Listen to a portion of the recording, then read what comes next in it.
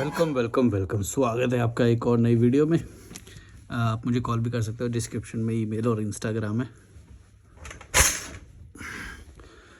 इस वीडियो में मैं आपको बताने वाला हूँ कि सोसाइटी आपको ट्रैप कैसे करती है।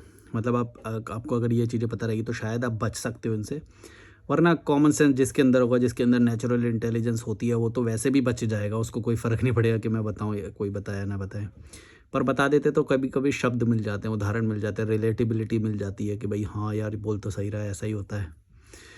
पर स्ट्रॉन्ग आदमी को रिलेटिबिलिटी, सच या फिर ये सब की ज़रूरत नहीं होती, वो कॉमन सेंस से ही समझ लेता है।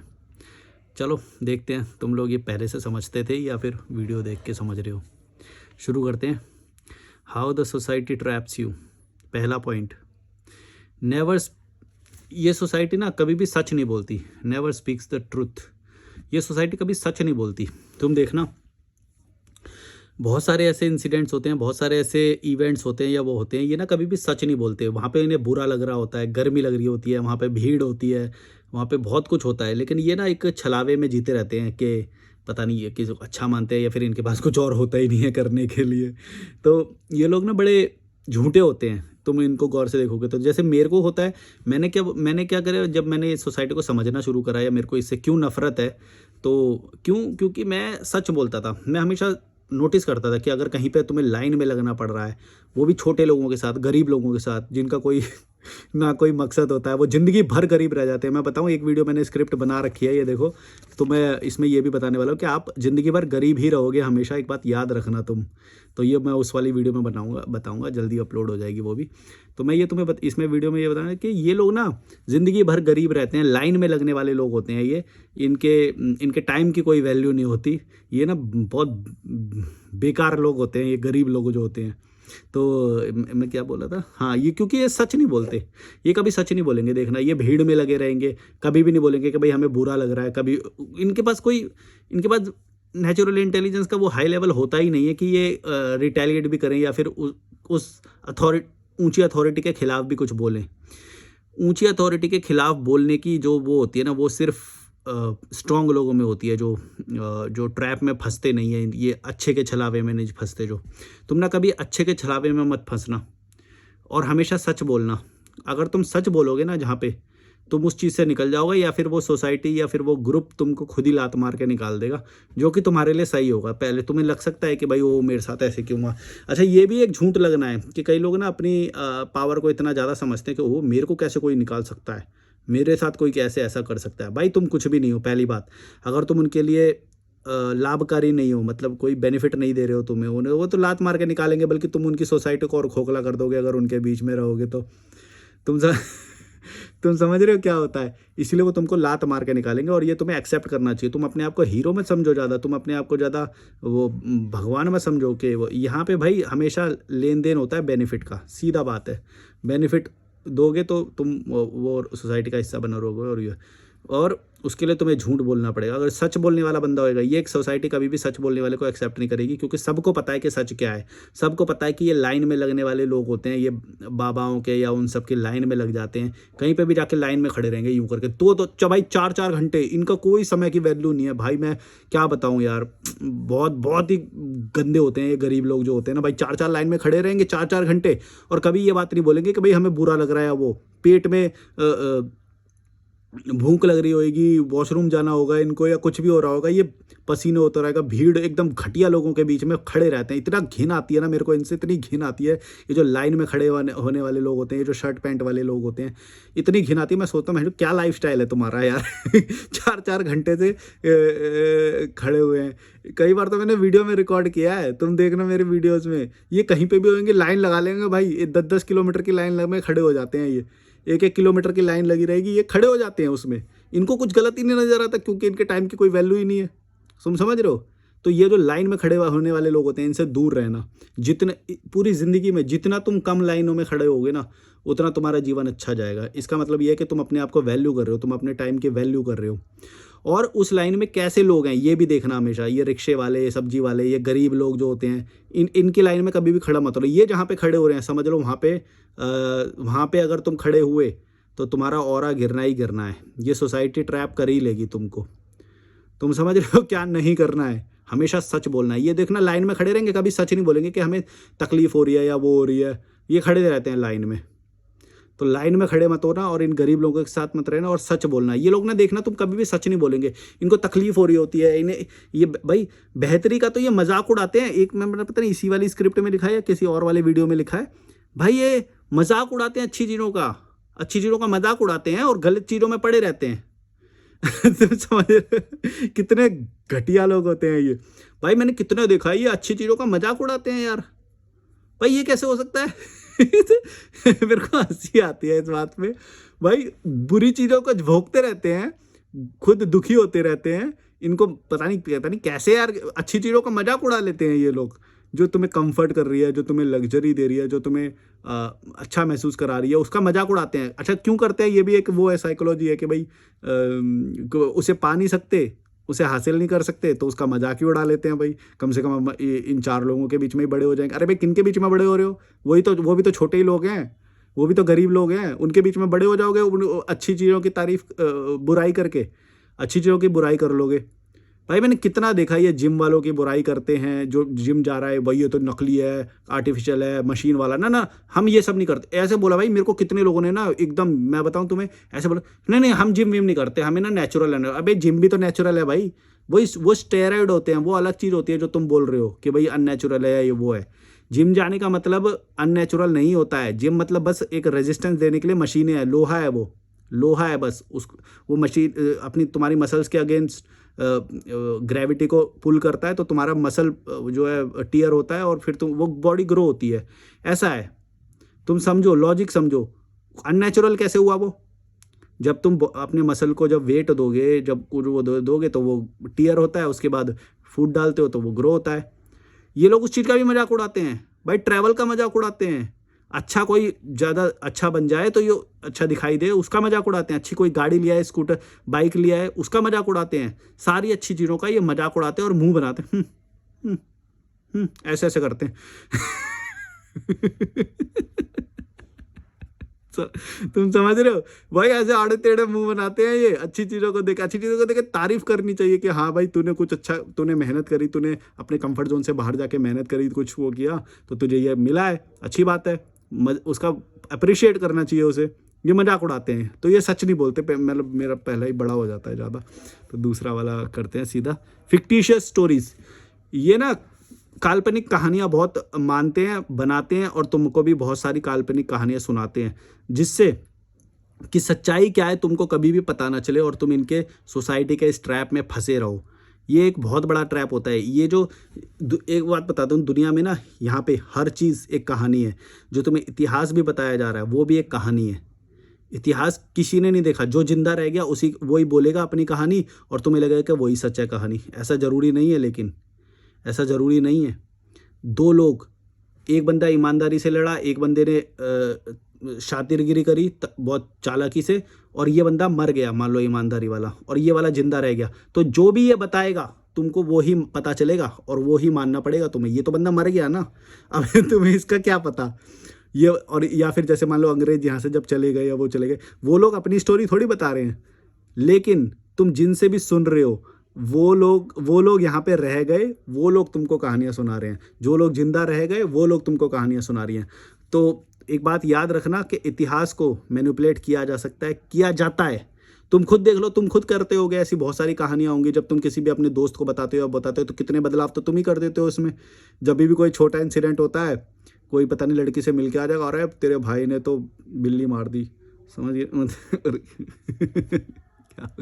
वही मतलब कितना कहानियां बनाते हैं, क्योंकि जो जिंदा है उसकी कहानी मानी जाएगी और जो मर गया उसकी कहानी, तो जो तुम्हारे संपर्क में आया ही नहीं उसकी कहानी तुम्हें कभी पता ही नहीं चलेगी।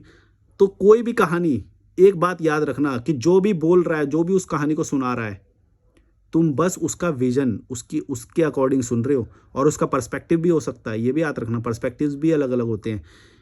पर्सपेक्टिव इतना चेंज कर देते हैं कभी कभी, विनर को लूज़र और लूज़र को विनर बताते हैं उसकी नज़र में, क्योंकि उसकी नज़र में लूज़र विनर है और विनर लूज़र है, तो वो वैसे बताएगा कहानी को। क्योंकि मैंने स्क्रीन प्ले की और एक्टिंग की और ये सब क्लासेस करी हैं, तो मैं तुम्हें बता सकता हूँ ये बात कि किसी भी कहानी को कैसे भी मैनिपुलेट किया जा सकता है। और तुम्हें भी एक बार तुम ये कोर्सेज करोगे ना, एक ऑथर जो कहानी राइट स्टोरी टेलिंग होती है, इसकी तुम क्लासेस लो, स्क्रीन प्ले की वीडियोस देखो, एक्टिंग की क्लासेस लो, ये सब सीखो, तो तुम्हें पता चलेगा, तुम्हारा दिमाग ब्रेन डेवलप होएगा। मैंने भी ये सब क्लासेस इसीलिए करता हूँ कि मेरे को कई सारी चीज़ें ऐसे पता चलती हैं कि अरे हाँ यार, ये कहानी को तो ऐसे भी मैनिपुलेट किया जा सकता है, या फिर ये बंदा जो बता रहा है ज़रूरी थोड़ी है ये ऐसा ही होगा। उसके इतने नए नए आयाम तुमको पता चलेंगे कि तुम्हारा ब्रेन बहुत ज़्यादा बूम हो जाएगा एकदम, कि हाँ यार, ये कहानी को तो कैसे भी बताया जा सकता है। तो जो भी तुम इस दुनिया में सुन रहे हो, अपने रिलीजन के बारे में, अपने बड़ों के बारे में, अपने पूर्वजों के बारे में, वो सब कहानियाँ हैं। एक बात याद रखना, कुछ भी ऐसा महान नहीं था, नहीं है, या जो भी तुम रिलीजियस लोगों के बारे में जो ये सुनते हो, जो पास्ट में हुए, ये उतना महान नहीं हो सकता, नहीं था, ना ही हो सकता है। रैशनल हो सकते हैं, लोग रैशनल थे, मैं तो मानता हूँ रैशनल थे, अभी भी हैं, हम भी तो बोल रहे हैं, हम भी तो रैशनैलिटी बढ़ा रहे हैं। लेकिन लोग इतने ज़्यादा मूर्ख थे पहले कि उनको कोई भी कैसी भी कहानियाँ सुना देता था और वो उसको सच मान लेते थे। आज भी मानते हैं बहुत सारे। मैं बहुत सारे राज्य घूमा इस पूरी भारत यात्रा में, वहाँ पे ऐसे ऐसे राजाओं की कहानियाँ हैं कि भाई ये राजा तो ऐसे, तो पता है क्या बना रखा है यार, ऐसे ऐसे बना रखा है उन लोगों ने, भाई ये राजा तो बस भाई यही था भगवान, यही था हमारा वो। क्यों? क्योंकि उस सोसाइटी ने वो चीज़ कहानी मान रखी है, उस बच्चे को शुरू से वही पढ़ाया गया है, तो उसको लगता है वही सही है। वो कभी बाहर नहीं जाने देंगे तुमको, और नहीं पता चलेगा तुमको ये कि भाई राजा तो हर जगह पे हुए हैं, कहाँ पे एम्पायर नहीं होते थे, पूरी दुनिया में होते थे। लेकिन कोई भी अगर तुम्हें ये बोल रहा है कि बहुत ही ज़्यादा महान था, भाई बहुत ही ज़्यादा महान होगा तो सर्वाइव करता ना आज तक, कैसे नहीं किया भाई? ऐसा नहीं होता है। सब कहानियां हैं राजाओं के बारे में, तुम्हारी जितने तुमने बातें सुनी है सब कहानियां हैं। कुछ चीजें बोल नहीं सकता और विवाद हो जाएगा। एफ समझ गए? तो वो लोग जो थे उनके बारे में भी कितना सच है, कितना हम नहीं हमने कुछ भी नहीं देखा है, हमने सिर्फ सुना है, और सुना जो जाता है वो हमेशा एक पर्सपेक्टिव होता है। तो कभी भी कुछ भी तुम सुनो, मत बिलीव करना, मत बिलीव करना। इवन तुम चाहे न्यूज़ सुनो, चाहे कुछ भी सुनो, मत बिलीव करना। तुम अपने दिमाग पे बिलीव करना, जो हमने देखा जो है बस उतना ही। और वैसे भी तुम्हें बिलीव करने की ज़रूरत भी नहीं है ना। तुम्हें क्या ज़रूरत है या बिलीव ना करने की या फिर बिलीव करने की? तुम्हें क्यों ज़रूरत है? मैं बिलीव ना करने की ज़रूरत इसलिए बोल रहा हूँ कि भाई तुम्हारी लाइफ सरल होएगी इससे। तुम एक फिक्टिशियस, एक काल्पनिक कहानियों में नहीं मानोगे, तो ओरिजिनलिटी में रहोगे। जो यथार्थ है, जो अभी है, जो प्रेजेंट है, जो वर्तमान है, उसमें रहोगे तो ज़्यादा खुश रहोगे। कभी काल्पनिक कहानियां मत मानो, कोई भी कहानी मानने की तुमको ज़रूरत नहीं है, ना माइथोलॉजिकल, ना हिस्टोरिकल, ना कोई राजा या अपने रिलीजन की कहानियां, कुछ नहीं मानने की ज़रूरत है तुम्हें। जितना तुम मान रहे हो इन चीज़ों में, इसका मतलब ये है कि तुम अपने जीवन को तुमने सरल नहीं बना रखा। मैंने अपने जीवन को सरल बना रखा है, इसीलिए मेरे को कोई भी, ना तो हिस्ट्री से कोई महान लगता है, ना माइथोलॉजी में मेरे को कोई महान लगता है, मेरे को कोई नहीं लगता है। लेकिन मैं कई लोगों से मिलता हूँ तो वो इन्हीं कहानियों में पड़े हुए हैं। अपने जीवन पे क्या करना है वो उसको पता नहीं है। उसको पता नहीं है कि प्रोटीन करना है, उसको पता नहीं है कि जिम जाना है, उसको नहीं पता कि फैशन। भाई तू काम कर, अपने ऊपर मेहनत कर, हैं? उसको ये पता ही नहीं है। वो इन कहानियों में मान के वो अपने आप को बड़ा दिखा रहा है कि हमारे यहाँ के ये, हमारे यहाँ के गुरुजी, हमारे यहाँ के राजा हुए, हमारे यहाँ का ये हिस्ट्री वाला हुआ। आओ तुमको, जैसे मैं भारत यात्रा करता था ना, तो जगह दिखाते थे मुझे। आओ हम तुमको एक ऐसी जगह दिखाते हैं, यहाँ पे आके बैठ के उन्होंने तप किया था यहाँ पे उन्होंने ये किया था, वो किया था। भाई साहब मेरा इतना दिमाग खराब होता था ना भाई, मैं तुम्हें क्या बताऊँ, इतनी फिक्टिशियस कहानियाँ। और मैं तो बोलता हूँ चलो सच भी थी यार, चलो सच भी थी, तुम्हारा क्या फ़ायदा है, तुम्हारा क्या फ़ायदा है ये बात करो ना। तो पसीना आ गया यार। मैं बोलता हूँ भाई तुम्हारा क्या फ़ायदा है, तुम क्यों इतना उछल रहे हो? बस क्योंकि तुम उस जगह पे रह रहे हो, तुमने एक काल्पनिक वो कर ली कि भाई देखो हम भी महान थे क्योंकि हमारे पूर्वज महान थे या फिर हमारे ये महान थे, तो तुम्हें बड़ा मज़ा आ रहा है। वो 4 लोगों में मज़ा ले लोगे, जैसे दुनिया के बाहर जाओगे ना, कुएं के मेंढक, तुम्हारे दिमाग खराब हो जाएगा भड़वो। कुएं के मेंढक, तुम्हारा दिमाग खराब हो जाएगा। दुनिया किस लेवल पे जी रही है, ऐसे ही करते रहोगे बस। ये था आ जाओ यहाँ पे दिखाएंगे, यहाँ पे उन्होंने पानी पिया था, यहाँ पे उन्होंने बैठ के हगा था, है यही करते रहोगे तुम समझ नहीं फिक्टिशियस कहानियों में मानना बंद करो, वरना सरल नहीं बना पाओगे, अपने सच्चाई को नहीं देख पाओगे, सच्चाई को नहीं देख पाओगे। कोई जो जितनी दुनिया में, एक सेपियंस बुक है साइंस और एवोल्यूशन के ऊपर है, तो तुम वो बुक पढ़ना, उसमें तुम्हें कई सारी ऐसी चीज़ पता चल सकती है जिसमें बताया गया है कि हर चीज़ एक कहानी है, हर चीज़ एक कहानी है जो तुम्हारे सामने है, जिसका तुम भोग कर सकते हो, जिससे तुम फ़ायदा ले सकते हो अभी, सिर्फ वो तुम्हारे लिए रियल होनी चाहिए। समझ रहे हो? मैं ये कॉफ़ी पी रहा हूँ, मेरे लिए ये रियल है।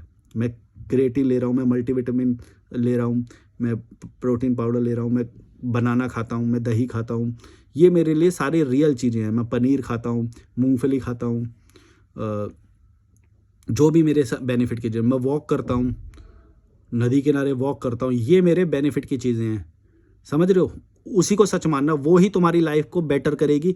और इसको ज़्यादा से ज़्यादा इम्प्लीमेंट करना, जो ये मैंने सारी चीज़ें जो बताता हूँ मैं अपने चैनल पे, ये तुमको रियल में बेनिफिट देगी। और जो लोग रियल में बेनिफिट नहीं करना चाहते ना, जो कंफर्ट जोन को तोड़ नहीं पाते, गुलाम बने रहने की आदत है जिसको, वो लोग ये कहानियाँ बताते हैं और अपने आप को महान साबित करने की कोशिश करते हैं। देखो, हम हमारे पूर्वज मानते तो हम भी महान हैं, ऐसा कैसे हो जाएगा? बड़े तेरे को 2 पैसे की अकल नहीं है?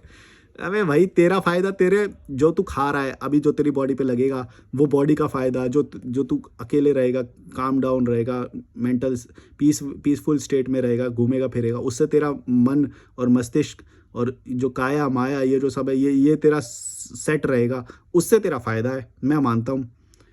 और जो बाकी तू बोल रहा है, ये तो इससे तो तेरा उल्टा घाटा है, तेरा टाइम किल कर रही हैं। और जैसे अपने कुएं से जैसे निकलेगा, वहाँ पे कोई तेरे इस राजा वाजा को जानता नहीं है, तेरे काल्पनिक कहानियों को जानता नहीं है, और तुम बताने भी लगोगे तो मानेगा थोड़ी वो बोलेगा भाग पड़। मेरा जिम जाने का टाइम हो गया, तू गाता रहे अपनी कहानी है। वो नहीं सुनते भाई, वो नहीं सुनते। कभी तुम सोच रहे हो अपने 4 लोगों में तो हीरो बन जाओगे तुम, ये कहानियां सुना सुना के? भड़वो, समझ जाओ, अपने कुएं में कब तक रहोगे? कब तक महान बोलोगे अपने आप को, कहानियां सुना सुना के काल्पनिक? तुमको भी पता है कि सच कुछ नहीं है।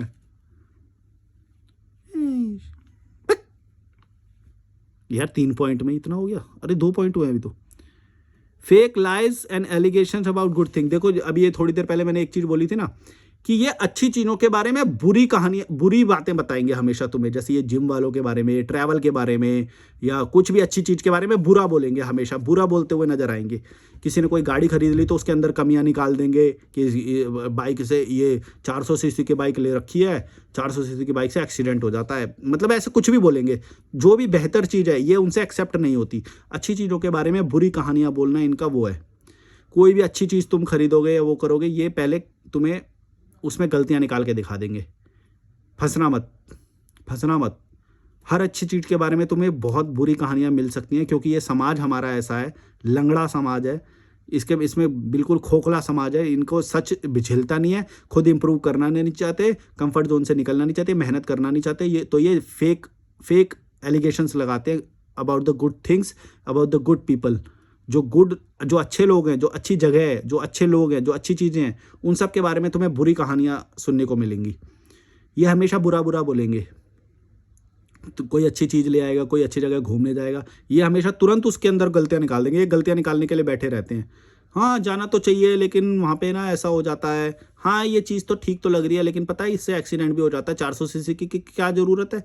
अबे भाई, 400 सीसी बहुत कंफर्टेबल बाइक होती है, वो ग्रिप अच्छी होती है उसकी रोड पे, और कंपनी ने ज़्यादा सेफ्टी स्टैंडर्ड्स को फॉलो किया होता है, और भी बहुत सारी चीज़ें होती होंगी। मैं तो ऑटोमोबाइल और इन सब में ज़्यादा इंटरेस्टेड हूँ नहीं, पर मैं एक कॉमन सेंस से जो है मैं वो बता सकता हूँ। और एक बार मैं बैठा भी हूँ, तो उसके अंदर जो है ना धक्के वगैरह भी महसूस नहीं होते। मैं 800 सीसी की बाइक पे एक बार बैठा था भाई, क्या मक्खन चलती है वो, क्या गड्ढे वड्ढे आ रहे हैं उसको पता नहीं चलता। और स्पीड में भगाना ना भगाना ये तुम्हारी चॉइस है, वो तुम्हें दे देगी स्पीड, लेकिन तुम भगा रहे हो कि नहीं भगा रहे हो ये तुम्हारे ऊपर डिपेंड करता है। एक्सीडेंट बाइक की वजह से नहीं होता है कभी भी, एक्सीडेंट उस कॉमन व्यक्ति की वजह से होता है जो उसको चला रहा है, और वो 100 सीसी पे भी हो सकता है और 800 सीसी पे भी एक्सीडेंट हो सकता है। और ज़्यादा तुम देखोगे तो कॉमन 100 सीसी वालों के ज़्यादा एक्सीडेंट होते हैं, ठीक है। तो ये तो तुम मत ही बोलो कि भाई 800 सीसी की बाइक ले ली या 400 की ले ली तो उसका ही एक्सीडेंट होएगा। पता नहीं ये गरीब लोगों का क्या है, मिडिल क्लास का, हमेशा अच्छी चीज़ों के बारे में बुरी बुरी चीज़ें फैलाते रहेंगे। तुम समझ रहे हो ना मैं क्या बोल रहा हूँ? कोई भी तुम प्रोग्रेस करने वाली चीज़ करोगे या अच्छे लोगों से जब मिलने जाओगे, ये उसके बारे में बुरी चीज़ें फैलाएंगे ताकि तुम्हारी ग्रोथ ना हो सके। तुम समझ रहे हो? ये सोसाइटी ऐसा ही करेगी, फेक एलिगेशंस लगाएगी अच्छे लोगों के बारे में। मेरे बारे में भी बहुत सारे लोगों ने ना बहुत कुछ बोला, जब मेरे को याद है पर मेरे को पीछे से पता चल जाती थी ये बातें। तो मैं सोचता था यार मैं तो ऐसा सोचता नहीं, पर मेरे बारे में उसने ऐसा क्यों बोला? उसने ऐसा बोला इसलिए ताकि क्योंकि मेरे साथ जो रहेगा उसका इम्प्रूवमेंट हो जाएगा। मतलब मैं थोड़ा क्रांतिकारी था शुरू से ही, तो मेरे बारे में ऐसी-ऐसी बातें वो फैलाते थे। तुम समझ रहे हो ना मैं क्या बोल रहा हूँ? जो ये सारा मेरा एक्सपीरियंस से आता है। देखो जो भी मैं बोल रहा हूँ ना, ये एक्सपीरियंस की बातें हैं। इसीलिए मैं बोलता हूँ कि मेरी वीडियो हमेशा तुमको बदलाव लाएगी, क्योंकि ये वो चीज़ें बोलेगा एकदम जो तुम्हारे सामने भी हुई होगी। तो जो जैसे मैंने ये बात बोली, ये कइयों के साथ हुई होगी कि तुमने तो कभी कुछ गलत नहीं सोचा, लेकिन तुमने तुम्हारे बारे में कुछ पीछे से बहुत सारी बुरी बातें सुनी।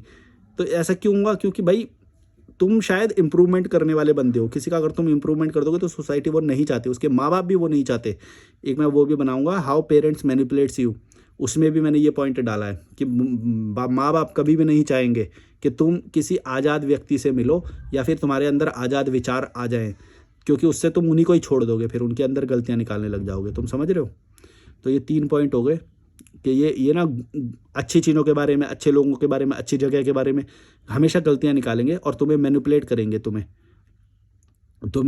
तुम्हारी नज़र में उसकी बुरी छवि बनाएँगे। व्यक्ति भी हो सकता है, जगह भी हो सकती है, कोई काम भी हो सकता है, उसके बारे में कुछ बुरा बोलेंगे। जैसे जिम के बारे में, प्रोटीन के बारे में, है ना? अपने लाइफ़स्टाइल को अच्छा करने के बारे में, है ना? फैशन को इम्प्रूव करने के बारे में। ये ना बोलेंगे, ना, ना, ना, ना, ऐसे मत बनो, ऐसे मत बनो, ऐसे तो तुम हमसे आगे चले जाओगे, हमसे आगे मत जाओ, हमसे आगे मत जाओ। हमारे जैसे बन के रहो, गुलाम बन के रहो, बेटर मत बनो। समझ रहे हो? इसलिए ये अच्छी चीज़ों के बारे में हमेशा बुरा बोलेंगे, तो सतर्क रहना कि कौन क्या बोल रहा है, ये सच मत मानना। ये हमेशा फेक स्टोरीज़ बनाते हैं, फेक एलिगेशंस। 5th मेरा पॉइंट है, ये लोग ना फेस्टिवल्स में बहुत ज़्यादा वो करेंगे। तो क्यों करेंगे? क्योंकि देखो एक्चुअल क्या है, हमारी लाइफ एक गुलामी वाली चल रही है। ये जो सोसाइटी है ना, ये गुलाम वाली लाइफ जी रही है। तो अगर फेस्टिवल्स या फिर ये सब नहीं मनाया जाएगा तो गुलाम को गुलामी पता चल जाएगी। अगर वो अकेले रहने लग जाएगा ना, तो उसको पता चल जाएगा कि भाई कुछ तो गलत है। जो भी व्यक्ति अकेले रहता है या प्रकृति में रहता है या जानवरों के साथ रहता है, उसको सच्चाई पता चल जाएगी।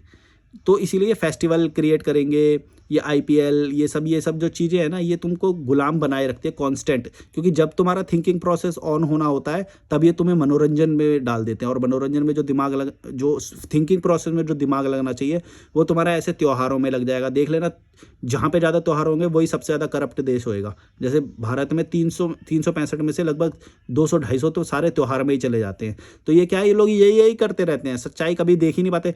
क्योंकि जैसे ही सोचने का मूवमेंट आएगा कोई, ये बोलेंगे नहीं नहीं नहीं, आज तो ये त्योहार की तैयारी करनी है, चलो चलो त्योहार की तैयारी करो। फिर छोटे छोटे कामों में लग जाएंगे, फिर ये सब में लग जाएंगे। ये सब करते करते इनका पूरा जीवन निकल जाता है। कभी बड़े आइडियाज़ इनके दिमाग में नहीं आते, कभी बेटर चीज़ें इनके दिमाग में नहीं होती। क्यों? क्योंकि ये त्योहार को बहुत बड़ा मान रहे हैं और ये त्योहार में ही रह जाते हैं। तुम समझ गए क्यों? ये त्योहार एक बहुत बड़ा स्कैम है। जो भी फेस्टिवल है ना, ये स्कैम है उनके लिए, जो मिडिल क्लास है और गरीब है। जो अमीर है उसको कोई फ़र्क नहीं पड़ेगा, अमीर को कोई फ़र्क नहीं पड़ेगा। वो इन्जॉयमेंट उसके लिए एक बेनिफिट की तरह है। अमीर शादी भी करेगा तो कोई प्रॉब्लम नहीं, बच्चे करेगा तो कोई प्रॉब्लम नहीं, फेस्टिवल बनाएगा तो कोई प्रॉब्लम नहीं, क्योंकि उसके पास पैसे हैं ना भाई। लेकिन जो गरीब है उसके लिए स्कैम की तरह है। गरीब को कभी भी फेस्टिवल नहीं मनाना चाहिए, कभी भी ये सब नहीं करना चाहिए। उसको पहले अपनी आज़ादी पहले प्राप्त करनी चाहिए, पहले अपनी बॉडी बनानी चाहिए, पहले बैंक बैलेंस बनाना चाहिए। जब सारी इंपॉर्टेंट चीज़ें फुलफिल हो जाएँ, सारी इंपॉर्टेंट चीज़ें मैंने पहले बता रखी है कि क्या क्या इंपॉर्टेंट चीज़ें होती है, पिछली वीडियोस देख लेना। जब सारी इंपॉर्टेंट चीज़ें फुलफिल हो जाएं, तब ये त्यौहार और ये बकवास चीज़ें जो होती है ना, ये सब तब सोच लेना भले ही, उससे पहले नहीं। जो अमीर है वो मना सकता है, उसको मनाने दो, तुम मत मनाना, तुम मत एंजॉय करना बेकार की चीज़ें।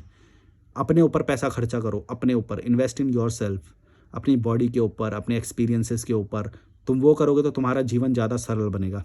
अभी लास्ट पॉइंट बोल रहा हूँ मैं, आप लोग मुझे कॉल भी कर सकते हो, डिस्क्रिप्शन में ईमेल और इंस्टाग्राम है। नेवर लेट यू अलोन है, ये तो मैंने मतलब उसमें ही बता दिया। देखो ये सोसाइटी कैसे ट्रैप करती है तुम्हें, कि ये तुम्हें ना कभी भी अकेला नहीं छोड़ेंगे, क्योंकि अकेला रहने से ना विचार डेवलप हो जाते हैं, उसे सच्चाई दिख जाती है।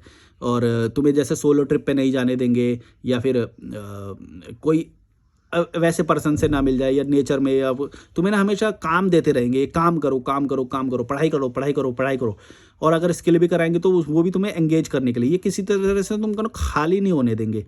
तुम अगर खाली हो गए तो तुम्हारा ब्रेन जो है ना, तुम याद करो कि जब भी तुम कभी तुम्हारा ब्रेकअप हो जाता है, कुछ हो जाता है, तो तुम एक थिंकिंग प्रोसेस में जाते हो और वहाँ से तुम्हारी एक पर्सनैलिटी चेंज होने लग जाती है। वो ही होता है, वो तुम्हारा जो टर्निंग पॉइंट होता है, जो चेंज करता है तुम्हें, जो थिंकिंग प्रोसेस में डालता है। कभी कभी तुम देखते होगे कि तुम 2-2 घंटे की वॉक कर रहे हो, कभी कभी तुम देख रहे होगे कि तुम टॉयलेट में बैठे होते हो या कहीं पे होते हो, लेकिन अकेले होते हो। जहाँ पे तुम अकेले होते हो ना, वहाँ पे तुम्हारा दिमाग तुम्हारे साथ होता है, उनकी फिक्टिशियस स्टोरीज जो है ना वो तुम्हारे साथ नहीं होती।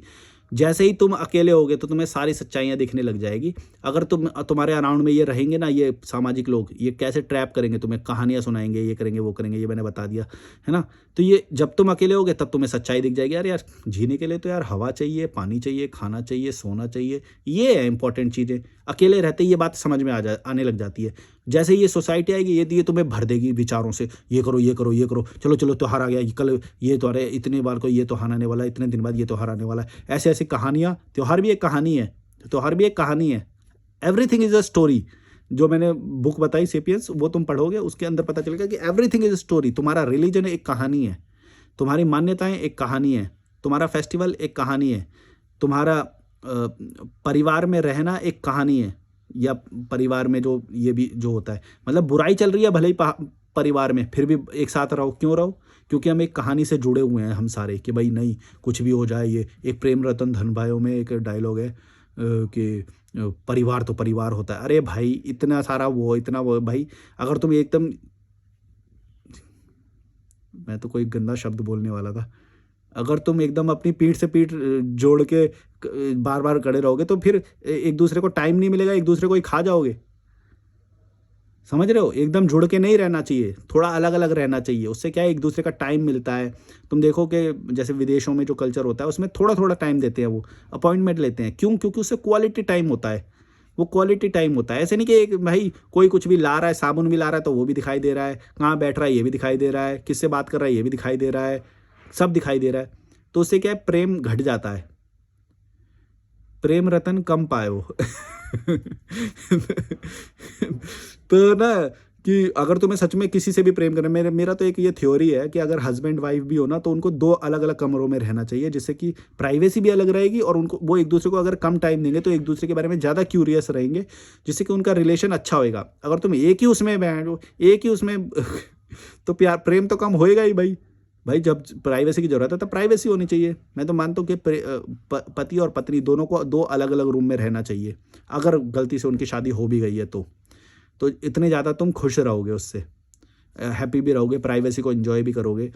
पर वही है कि सारे गलत गलत कॉन्सेप्ट हैं यहाँ पे, तभी तो लोग गुलाम और ये सब बने हुए हैं, सोसाइटी ने ट्रैप कर रखा है। और भी बहुत सारे पॉइंट है, मैं हर एक पॉइंट पे ना पूरा फुल वीडियो भी बना सकता हूँ, कभी ज़रूरत पड़ी तो बनाऊँगा। पर अभी चलो, like share subscribe, bye bye. Call करना, डिस्क्रिप्शन में ईमेल और इंस्टाग्राम है। Bye bye.